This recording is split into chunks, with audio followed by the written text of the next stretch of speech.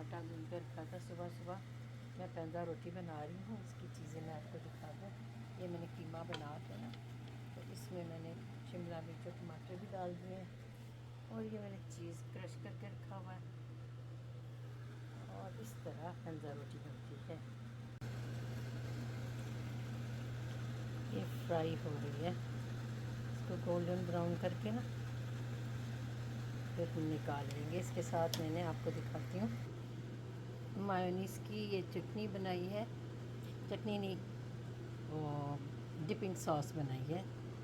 Mayonnaise, बिस्मिल्लाह, ओहो sorry, ये mayonnaise और लहसुन और काली मिर्च, दूध, और इसमें मैंने डाला ऑरिगेनो लीव्स।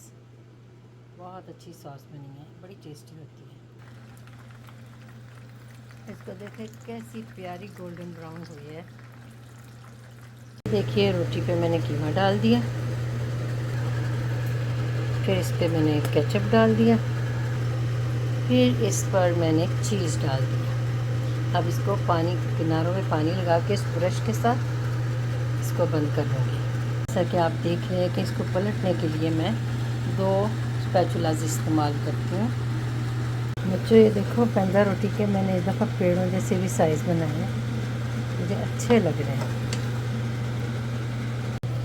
मैंने इस तरह के 5 बनाकर अपने टेनेंट्स को भेजे हैं। उनके पेरेंट्स आए हुए हैं पाकिस्तान से, तो मैंने कहा चलो उनको बना के भेज दें।